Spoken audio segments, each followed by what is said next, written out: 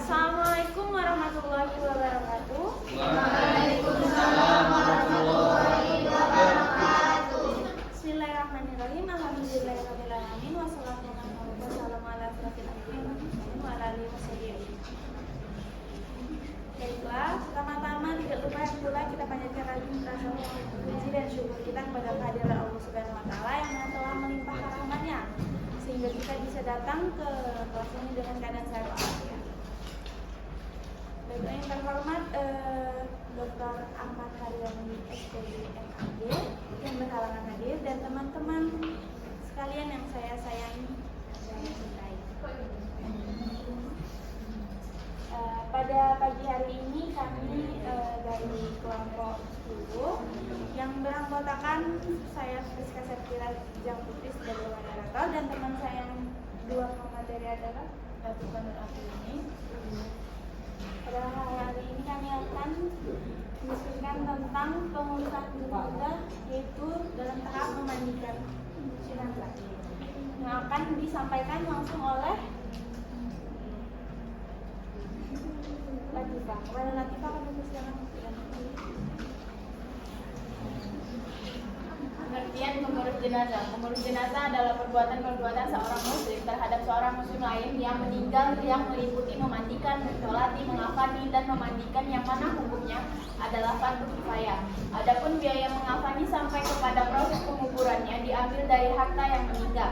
Namun, jika tidak ada, maka diambil dari orang yang berkewajiban untuk menafkahinya semasa dia hidup. Namun, jika tidak ada, maka diambil dari bait al-mal, dan bila hal ini juga tidak memungkinkan, maka menjadi tanggung jawab seorang Islam seluruhnya.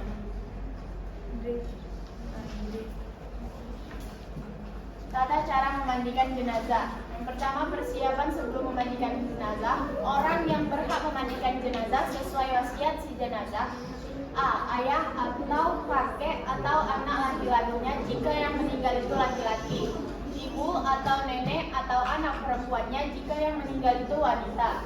2. Jika tidak ada yang mampu, keluarga si jenazah boleh menunjuk orang yang amanah lagi terpercaya untuk memandikannya. 3. Tempat memandikan jenazah harus tertutup baik dinding maupun atapnya. 4. Dianjurkan agar yang memandikan jenazah tersebut memilih 2 orang dari keluarga jenazah. Seorang diantaranya terlihat tanda-tanda ketaatan dan seorang lagi yang tampak tanda-tanda maksiat dan dosa pada dirinya. Tata cara memandikan jenazah. Perlengkapan penyelenggaraan jenazah. Yang pertama, kain kafan sesuai kebutuhan. 2. Kapas secukupnya. 3. Jarum dan benang. 4. Kapur barus 2 bungkus. 5. Sabun dan sampo. 6. Gunting. 7. Tali rapia. 8. Parfum. 9. Sarung. 10. Tikat plastik. Tata cara menyediakan air untuk memandikan jenazah. 1. Menyediakan air yang sesuai dengan kebutuhan. 2. Campuran air dan perasan daun bidara atau sabun. 3. Campuran air dan kapur barus. Sekian, saya kembalikan pada persiapan. Baiklah, terima kasih Ibu Latifah. Materi selanjutnya akan disampaikan oleh beliau. Terima kasih moderator. Materi selanjutnya adalah hal-hal yang perlu diperhatikan dalam memandikan jenazah. Yang pertama, merahasiakan apa yang dilihatnya. Yang kedua, semata-mata mengharap pahala dari Allah. Yang ketiga, siramlah air dengan ganjil dan jadikanlah siraman terakhir dengan air yang dicampur kapur baru secukupnya. Yang keempat, sifat amanah bagi yang memandikan jenazah ialah orang yang menjaga salat lima waktunya dengan berjamaah di masjid dan dikenal dengan keamanahannya yang baik kepada sesama manusia. Hadis riwayat Bukhari nomor 1254. Selanjutnya ada pengurusan jenazah. Caranya yang pertama membaca basmalah, yang kedua cucilah kedua telapak tangannya masing-masing 3 kali, yang ketiga bersihkan mulut dan hidung 3 kali, yang keempat basuhlah wajahnya 3 kali, yang kelima cucilah tangan kanan dan kiri sampai siku, yang keenam usaplah kepalanya dimulai dari bagian depan sampai ke belakang serta kedua telinganya, yang terakhir cucilah kaki kanan dan kirinya. Selanjutnya mewudhukan jenazah untuk perempuan. Untuk jenazah perempuan, caranya yaitu dengan mengurai rambutnya sewarna biru, kemudian bagian sisi kepalanya dan satu lagi di bagian depannya, kemudian membelakangkan ketiga kepala ini. Barulah dimulai dari bagian sebelah kanannya dan anggota-anggota badan yang biasa dibasuh apabila tidur.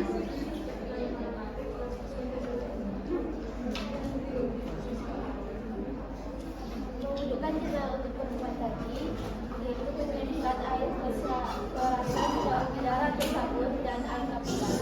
Terus yang kedua, siramlah dari kepala jenazah dan wajahnya dengan air sampai ke telapak kakinya. Dan yang ketiga, siramlah kepala jenazah dan wajahnya sambil membasuhnya dengan buih perasan daun bidara atau dengan air sabun. Dan yang keempat, basuhlah bagian tubuh sebelah kanan jenazah dari pundak sampai ke telapak kakinya dengan membalikkan kulitnya ke sebelah kiri. Demikian sebaliknya. Mengeringkan tubuh jenazah dengan handuk mulai dari wajah, dada, punggung, kedua pundak dan tangannya serta kedua kakinya. Lalu handuk tersebut diletakkan di atas handuk penutup aurat yang sudah basah tadi untuk menggantinya. Yang terakhir, cara mewudukkan jenazah yang terluka. Pertama, cara memandikan jenazah yang terdapat luka di ujung tubuh si jenazah dibalut terlebih dahulu dengan kapas dan perban lalu dibungkus dengan kain yang dapat melindungi luka tersebut dari siraman air. Kemudian setelah dimandikan, luka yang dibalut tadi ditayamumkan sebagai lengan wudhu. Jika luka-luka jenazah sangat parah sehingga sulit untuk dimandikan, maka cukup ditayamumkan saja setelah dikafani. Yang kedua, jenazah yang berusia 7 tahun ke bawah, maka tidak ada batasan aurat terhadapnya dan tidak perlu dimandikan. Yang ketiga, janin yang berusia di bawah 4 bulan tidak perlu dimandikan. Saya kembali ke Baiklah, terima kasih ya. Setiap kata telah kita rangkai dan setiap kalimat sudah teruraikan. Kita lengkap rasanya jika tak ada ruang untuk berdiskusi dan bertanya. Marilah menangkai dialog yang damai, menyuarakan pertanyaan dan jawab. Silakan berikan pertanyaan kepada Bapak. Untuk ruang R2 terlebih dahulu. Pada ini kami silakan.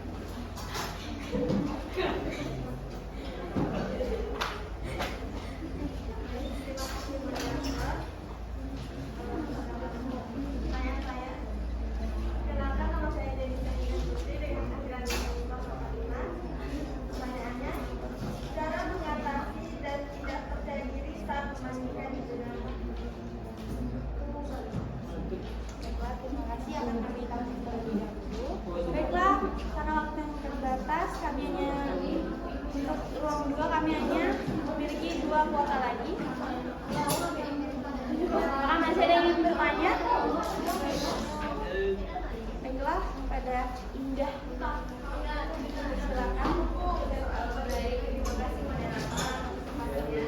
Perkenalkan, saya Indah Jawa dengan NIK 33. Izin bertanya moderator.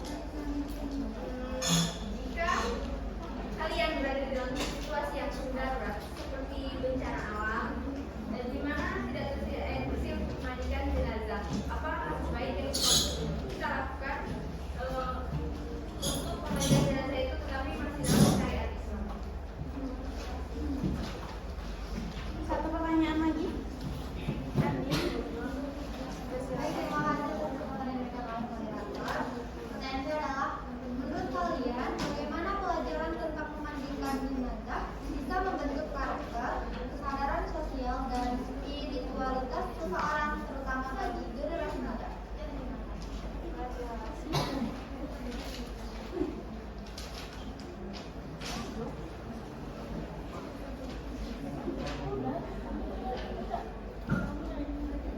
Baiklah, 3 pertanyaan lagi pada ruang 1. Silakan. Ulang. 1, 2, 3.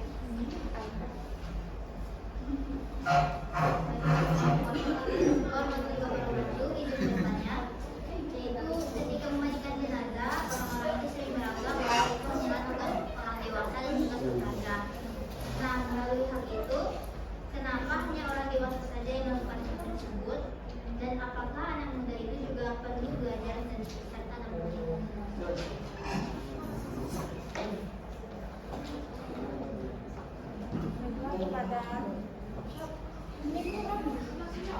ada Alifah.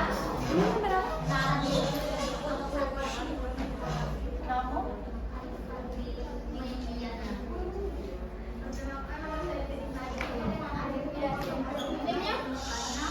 Dalam kondisi proses satu, jenazah mengalami luka parah, bakar, atau mengikat penyakit menular. Bagaimana Islam mengatur proses pemandian jenazah dalam kondisi seperti itu, dan apa hikmah dari adanya kelonggaran dalam aturan tersebut?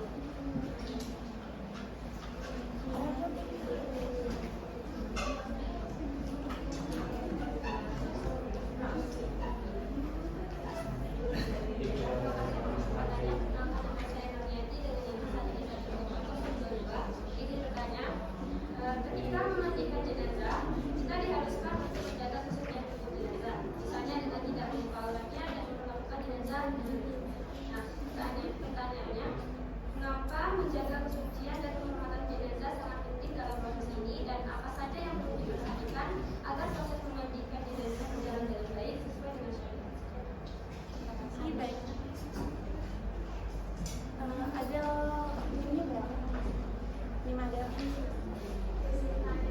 Ini.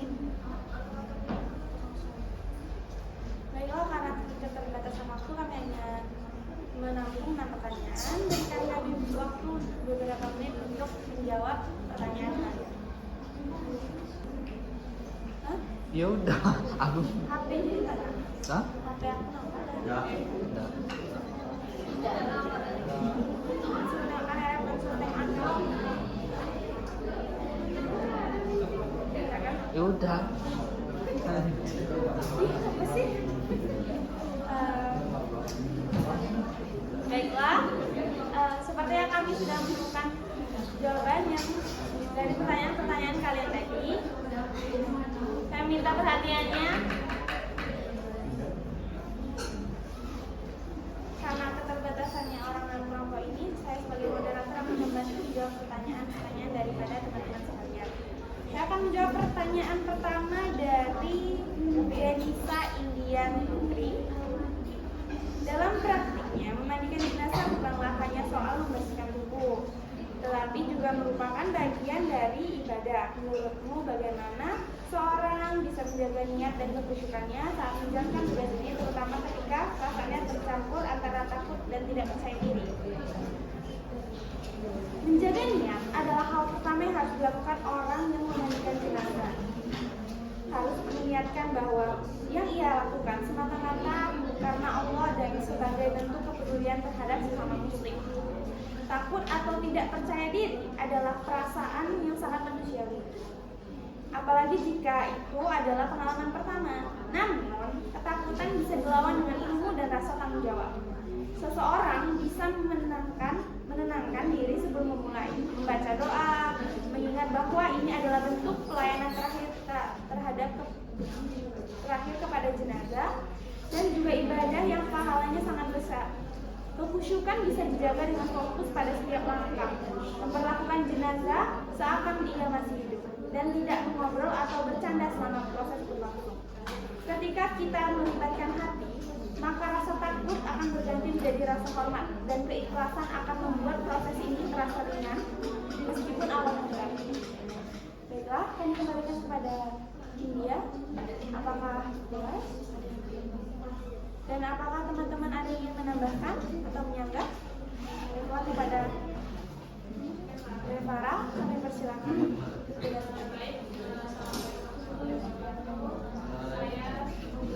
Saya Rektor Agresi Indonesia dengan akademi Fakultas itu menambahkan jawaban dari materi bahwasanya untuk menjaga niat dan kekhusyukan saat memandikan jenazah, seorang harus memegang hatinya bahwa tugas ini adalah bentuk ibadah kepada Allah dan penghormatan saleh kepada sesama muslim. Ini yang benar kami menanamkan sejak awal, yaitu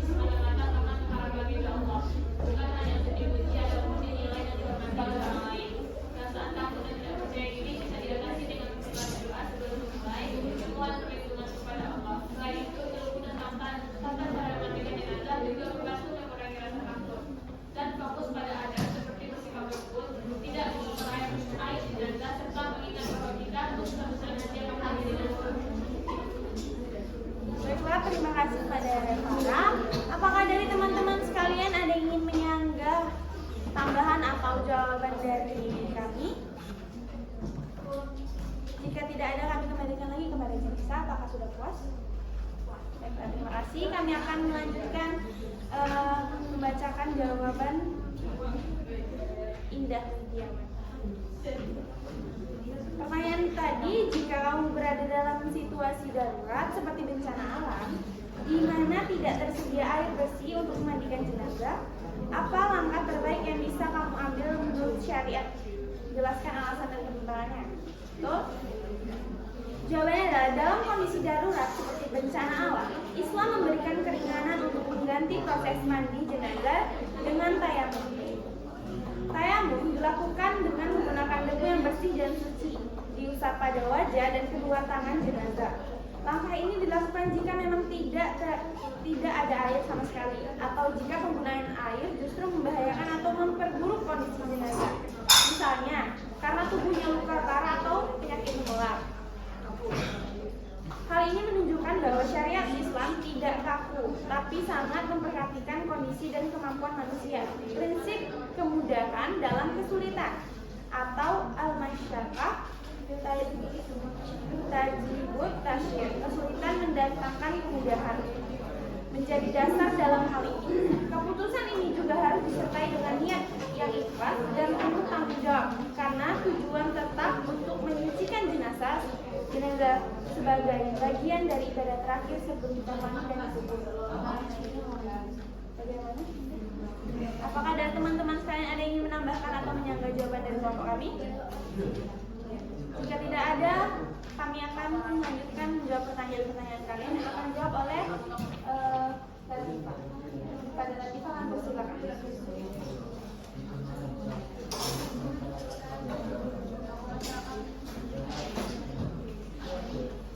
Baik, di sini saya akan menjawab pertanyaan dari Andin, yaitu menurut kami, bagaimana pelajaran tentang memandikan jenazah bisa membentuk karakter, kesadaran sosial dan spiritual seseorang, terutama bagi generasi muda. Yaitu belajar tentang memandikan jenazah tidak hanya menambah pengetahuan teknis, tapi juga membentuk karakter yang lebih kuat secara spiritual dan emosional. Generasi muda yang memahami proses ini akan tumbuh dengan kesadaran bahwa hidup ini sementara dan bahwa kematian bukan sesuatu yang tabu, melainkan bagian dari kehidupan. Mereka juga akan belajar tentang empati, kedewasaan, dan keberanian menghadapi situasi sulit. Dari sisi sosial, anak muda akan lebih siap mengambil peran di tengah masyarakat, terutama ketika keluarga atau lingkungan membutuhkan bantuan dalam urusan kematian. Dari sisi spiritual, proses ini juga bisa menumbuhkan rasa takut kepada Allah dan semangat untuk memperbaiki diri, karena setiap orang akan mengalami kematian dan akan diperlakukan sama. Ini adalah pelajaran kehidupan yang tidak diajarkan di banyak tempat, tapi sangat dalam maknanya. Baiklah, terima kasih kepada Latifah. Kami kembalikan lagi kepada Adin. Apakah dari teman-teman sekalian ada yang ingin menambahkan atau menyanggah? Jika tidak, kami akan melanjutkan menjawab pertanyaan berikutnya. Masih akan dijawab oleh Latifah. Baik, di sini saya akan menjawab pertanyaan dari Alifa, yaitu banyak orang menganggap bahwa mengurus jenazah termasuk memandikan adalah tugas orang dewasa atau ustadz saja. Menurut kami, bagaimana anak muda juga penting untuk belajar dan bahkan terlibat dalam rakit ini. Anggapan bahwa urusan jenazah hanya untuk orang dewasa membuat banyak anak muda tidak siap saat kondisi mendesak. Padahal, dalam banyak kasus justru anak muda yang memiliki tenaga dan daya tanggap yang dibutuhkan. Belajar mengurus jenazah termasuk memandikan adalah bagian dari pendidikan mental dan spiritual.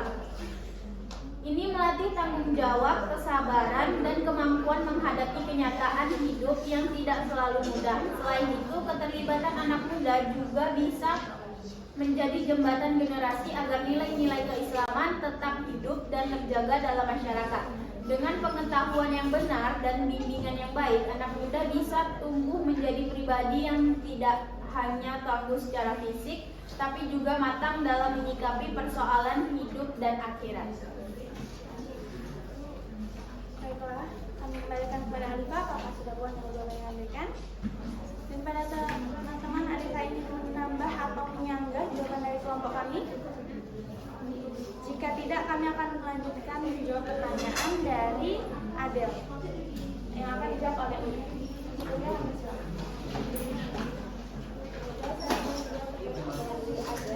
Pertanyaannya, dalam kondisi tertentu jenazah mengalami luka parah, terbakar atau mengidap penyakit menular, bagaimana Islam mengatur proses pemandian jenazah dalam kondisi seperti itu, dan apakah dari adanya pelonggaran dalam masalah tersebut? Islam sangat memperhatikan keselamatan dan kemaslahatan. Jika jenazah mengalami kondisi yang tidak memungkinkan dimandikan secara normal, seperti tubuhnya rusak parah karena kecelakaan atau terkena penyakit menular berbahaya, maka diperbolehkan untuk hanya menyiram bagian tertentu secara perlahan, atau bahkan langsung ditayamkan. Proses ini harus dilakukan dengan sangat hati-hati agar tidak memperburuk kondisi jenazah. Hikmah dari adanya pelonggaran ini adalah untuk menunjukkan bahwa Islam adalah agama yang fleksibel dan penuh kasih sayang. Syariat tidak memaksakan sesuatu yang di luar kemampuan manusia. Tujuannya bukan sekadar mandi, tapi untuk menunjukkan jenazah sesuai kebutuhan. Ini juga mengajarkan kita pentingnya mengambil keputusan berdasarkan prinsip kebaikan dan keselamatan. Baiklah, bagaimana pada Adelia, apakah sudah puas dengan jawaban yang dikatakan? Jika apakah ada teman-teman saya yang ingin menambahkan atau menyanggah jawaban dari kelompok kami? Jika cukup, kami akan lanjutkan pertanyaan terakhir, yaitu dari Mia tadi, yang akan dijawab oleh Ulian. Pertanyaan terakhir yaitu pertanyaan dari Yati, yaitu pertanyaannya, ketika memandikan jenazah, kita diharuskan untuk menjaga kesucian tubuh jenazah, misalnya dengan tidak membuka dan memperlakukan jenazah dengan lembut. Mengapa menjaga kesucian dan kehormatan jenazah sangat penting dalam proses ini, dan apa saja yang perlu diperhatikan agar proses memandikan jenazah berjalan dengan baik sesuai syariat? Menjaga kesucian dan kehormatan jenazah sangat penting dalam Islam karena jenazah tetap memiliki martabat sebagai manusia yang pernah hidup dan menjadi ciptaan Allah. Meskipun jenazah tidak bisa merasakan, perlakuan yang baik terhadapnya mencerminkan penghormatan kita terhadap hak Allah atas tubuh hambanya. Untuk dalam proses memandikan jenazah, kita diwajibkan untuk tidak membuka aurat jenazah, karena ini adalah bagian dari menjaga kehormatan seseorang meskipun dia telah meninggal. Menjaga kehormatan jenazah ini juga mengingatkan kita untuk senantiasa menjaga adat dan etika baik saat hidup maupun setelah wafat. Selain itu, kita juga harus memandikan jenazah dengan lembut dan tidak terburu-buru, karena kita bertanggung jawab untuk membersihkan jenazah dengan cara yang sesuai dengan syariat. Hal-hal yang perlu diperhatikan yaitu antara lain memastikan air yang digunakan bersih, yang kedua tidak terburu-buru, dan yang terakhir melakukan setiap langkah dengan penghormatan serta niat yang tulus sebagai ibadah kepada Allah. Baiklah, kembalikan kepada Adelia, apakah sudah puas dengan jawaban yang kami berikan? Dan apakah dari teman-teman sekalian ada yang ingin menambahkan atau menyanggah? Baiklah, cukup. Disitulah akhir dari diskusi kita kali ini. Pesan dari kelompok kami adalah dalam mencari ilmu, ini merupakan langkah kita dalam mencari titik terang. Dan setiap tantangan yang kita hadapi adalah peluang untuk menjadi yang lebih matang. Akhir dari perjalanan bukanlah sebuah titik, melainkan langkah awal menjadi untuk langkah yang lebih. Sekian dari kami.